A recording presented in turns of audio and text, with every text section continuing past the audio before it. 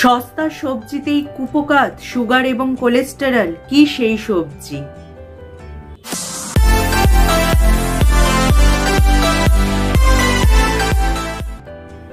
Hello friends, welcome back to my channel. আমার সব বন্ধুরা কেমন আছো? নিশ্চয়ই ভালো আছো। আমাদের অনেকেরই ঘরে কিন্তু কালো বেগুন রান্না হয়ে থাকে, কিন্তু সাদা বেগুন আমরা অনেকেই খাই না। কিন্তু তোমরা কি জানো, এই সাদা বেগুন স্বাস্থ্যের জন্য যেমন উপকারী, তার পাশাপাশি কিন্তু এর স্বাদও ভালো। এই সাদা বেগুনে থাকে প্রচুর পরিমাণে কপার, পটাশিয়াম, ম্যাগনেসিয়াম এবং ভিটামিন বি, যা আমাদের শরীরের জন্য কিন্তু খুবই ভালো। এই শীতকালে সর্ষে দিয়ে শিম বেগুনের তরকারি হোক বা বেগুনের বাটি চচ্চড়ি হোক না কেন, খেতে কিন্তু খুবই ভালো লাগে। দেখবে তরকারিতে কয়েক ফালি বেগুন ফেলে দিলে তার স্বাদও যায় বহুগুণ বেড়ে। আর এই বেগুন ভালোবাসে না এমন লোক কিন্তু পাওয়া মুশকিল। চিকিৎসকেরা এই কালো বেগুন খেতে বারণ করে দেয়।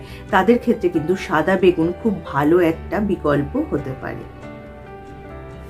খাদ্য তালিকায় সাদা বেগুন রাখলে কিন্তু গ্যাস, অ্যাসিডিটি এবং কোষ্ঠকাঠিন্যর মতো সমস্যা যেমন কমে যায়, তেমনি এই সাদা বেগুনে রয়েছে প্রচুর পরিমাণে পটাশিয়াম এবং ফাইবার, যা পর্যন্ত রক্তে সুগার কন্ট্রোল করতেও সাহায্য করে, এমনই কিন্তু বলছে গবেষণা।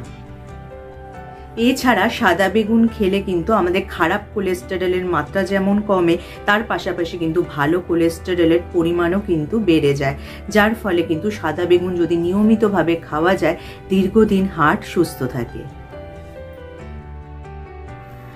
এছাড়া সাদা বেগুনে প্রচুর পরিমাণে ফাইটোনিউট্রিয়েন্ট থাকে, যা মানসিক স্বাস্থ্যের জন্য খুবই ভালো। এটি তোমাদের সারা শরীর এবং মস্তিষ্কে রক্ত প্রবাহ উন্নত করতে সাহায্য করবে।